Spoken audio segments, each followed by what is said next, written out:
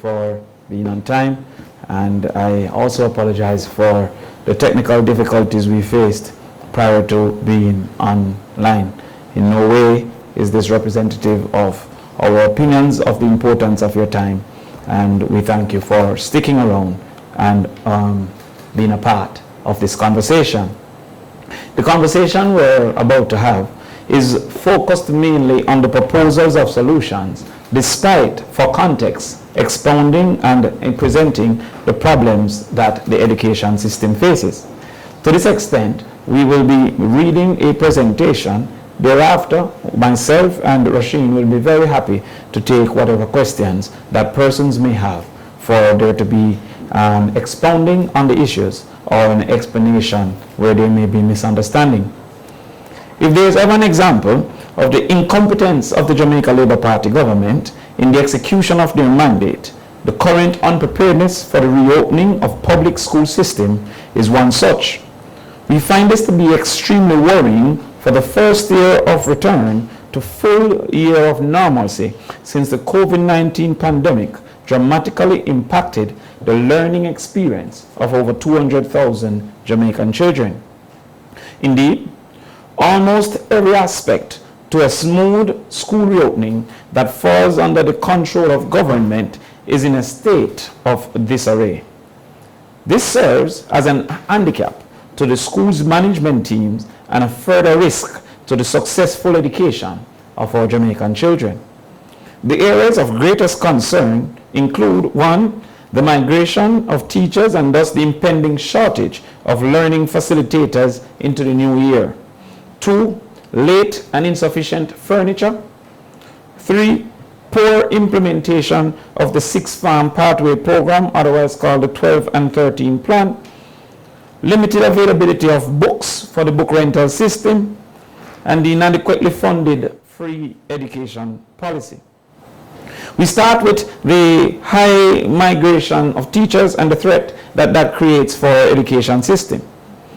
Multiple news reports, as was indicated by the junior shadow spokesperson, have reported the dilemma being faced by many Jamaican schools due to the migration of teachers since the end of last term. The numbers range in the reports from 400 to 800, with many principals still experiencing anxiety with the knowledge and whispers of others about to leave but having not yet communicated with their institutions. My conversations with principals suggest that the greatest shortage may exist in areas of mathematics, science, technical subjects, and languages. While teacher migration isn't a new phenomenon, it is indeed continuing at an increasing rate, with the ability to replace these teachers getting more and more difficult. The risk faced by the public education system is being even further exaggerated by the increased demand for overseas recruiters in the United States and Canada. In fact, one report suggests that the United States is short of 300,000 teachers. Additionally, the global appreciation for the skill of the Jamaican teacher, the cultural resistance and historical underperformance in certain subject areas such as mathematics, and being strongly recruited, such as mathematics, as well as the difficulty and increasing difficulty Jamaicans are facing in trying to survive in Jamaica at this time, has caused for more teachers to be interested in the exit from the classroom. The loss of teachers from the classroom is, however, not only to migration, but indeed many graduates with teaching diplomas have chosen other local industries such as insurance in lieu of the classroom. The clear and present danger facing the public education system and the Jamaican children has been generally ignored by the government of Jamaica, in particular the current Minister of Education, Minister Favour Williams, who may still hold the opinion that attrition numbers as high as 735 teachers were, and I quote, in line with global standards, as said by Minister Williams in 2019. Minister Williams, however, ignores that at any point that is chosen, The teachers employed to the system will deplete by approximately 30% in 10 years and 60% in 20 years. One should further note that 40 years is not abnormal for a teacher who has committed their lives to the teaching profession. The minister seems not to grasp the importance of the long-run cost curve, which values the contribution and importance of experience to performance. It is for this reason, therefore, that one can reasonably argue that the immediate steps need to be taken to mitigate against the negatives the system is about to endure going into the new school year. Additionally, more long-term strategies must be designed to make Jamaica remain competitive for our Jamaican teachers. Having had the opportunity to interview some of the teachers that are leaving and took opportunities for overseas employment, the issues that they highlighted include: 1, the inability to experience a reasonable quality of life on a teacher's salary, and the unlikely attainment of desirables such as housing and cars. The system's limited resources, which handicaps their ability to successfully educate their students. The relatively limited growth potential in teaching profession. The deplorable conditions of work within the schools. And finally, the social disregard for the efforts of teachers despite their challenges. Having met with these individuals, the People's National Party reiterates the following proposals, many of which were campaign commitments in the last manifesto. 1. Immediately invest in the upgrading of staff rooms to create an adequate and comfortable environment of teachers to work from. 2.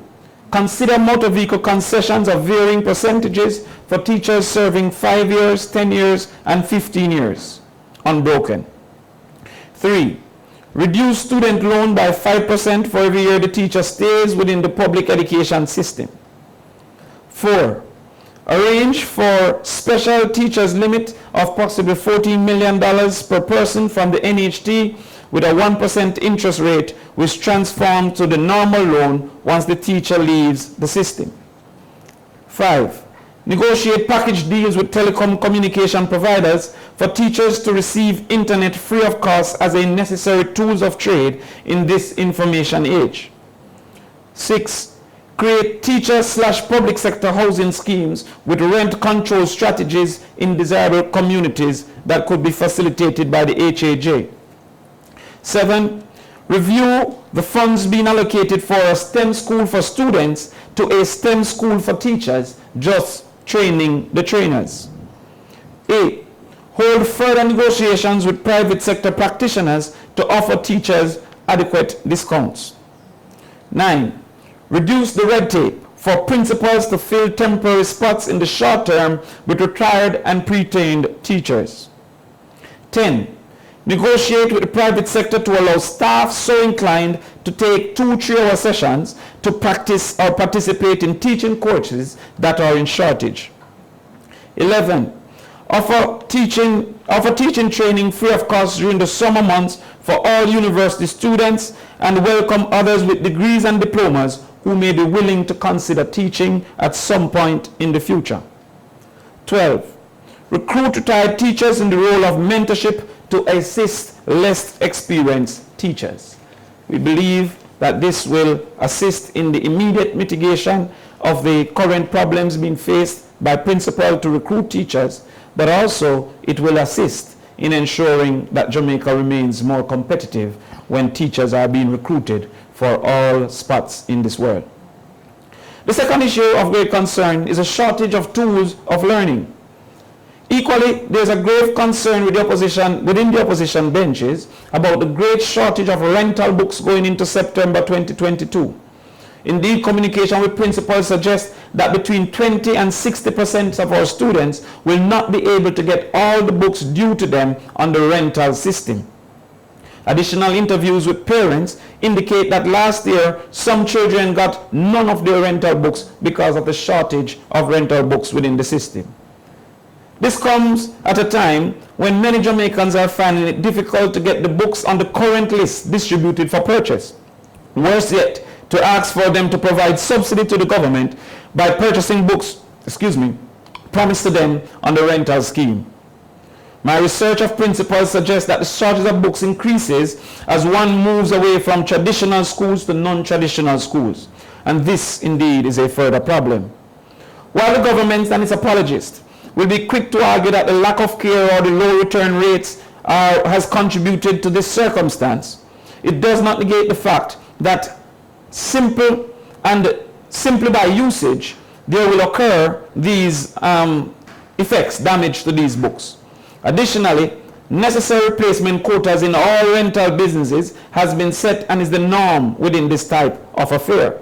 The program is additionally extremely underfunded. To this extent, we believe that there are solutions that a group bankrupt of ideas is not seeing. These include: 1, immediately invest $2 billion in replenishing the book stock in the rental scheme. 2, seek arrangements with textbook publishers to access online versions which parents may choose to print, therefore removing the current child dependence on care of the previous child. 3, based on curriculum needs, allow parents using technology to purchase chapters as it becomes necessary, thus extending the cost over a period of time and not having the full cost immediately. Another concern is poor and insufficient infrastructure. The education system has always been plagued with poor infrastructure, and it's a reality that often is discussed but seldom acted on. However, the insufficiency of school furniture and indeed classroom space